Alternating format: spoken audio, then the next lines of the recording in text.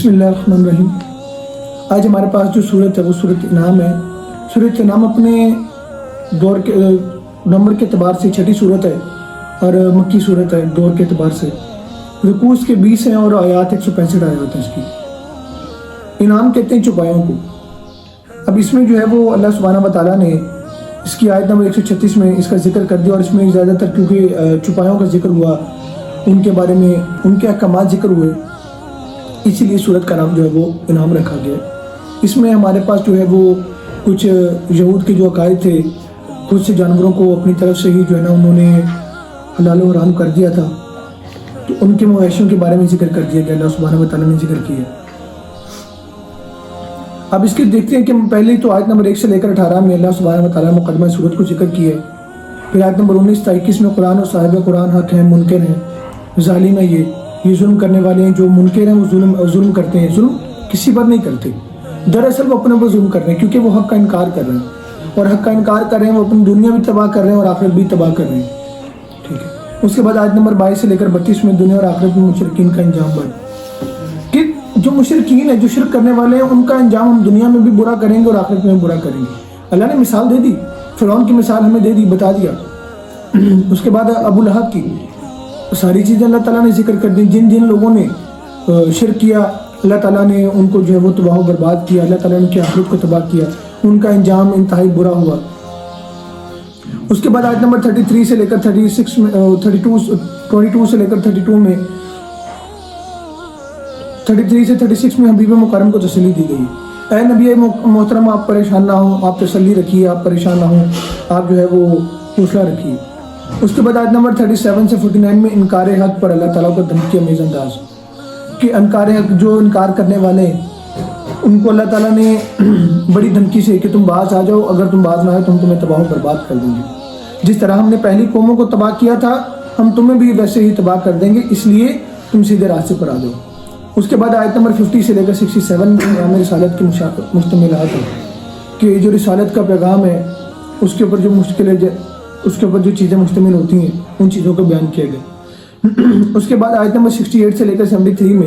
انکار رسالت ہونے پر حبیب کریم کو تسلی اور منکرین کو ان کی ذمہ داریاں پوری کرنے کی تنبیہ کی گئی۔ اس کے بعد آیت نمبر 74 سے لے کر 91 میں جناب ابراہیم کی دعوت اسلام کے ضمن میں 18 انبیاء کرام کا تذکرہ،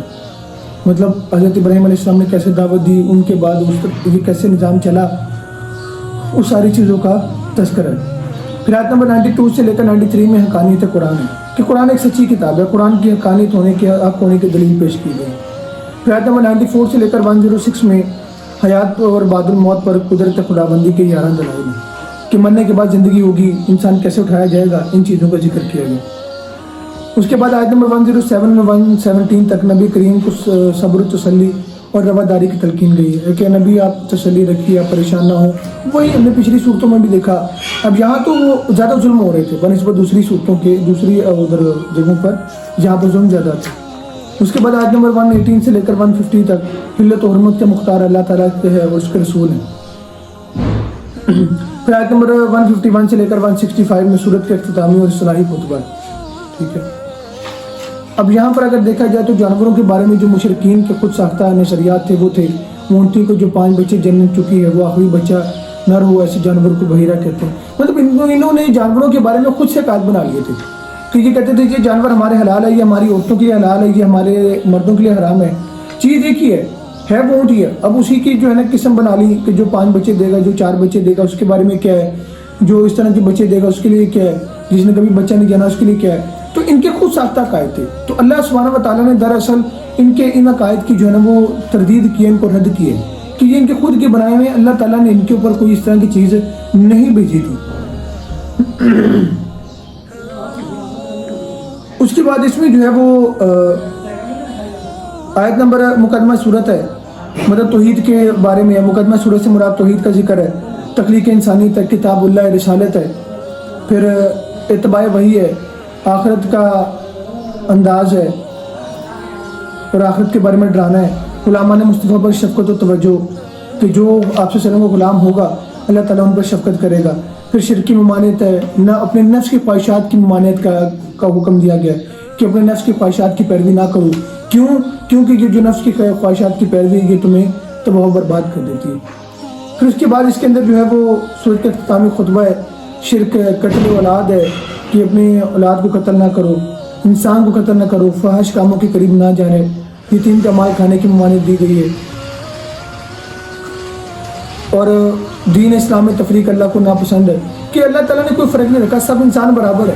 دین اسلام میں سب برابر ہے۔ ان چیزوں کے بارے میں ذکر کیے۔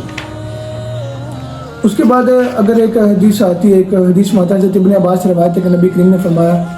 کسی کے لیے مناسب نہیں ہے کہ مجھے یونس بن متی علیہ السلام سے بہتر بنائے۔ اب یہاں پر یہ دراصل آپ وسلم کی عاجزی یہ نہیں کہ آپ وسلم کوئی کا درجہ کم تھا، نہیں، یہاں پر جو ہے وہ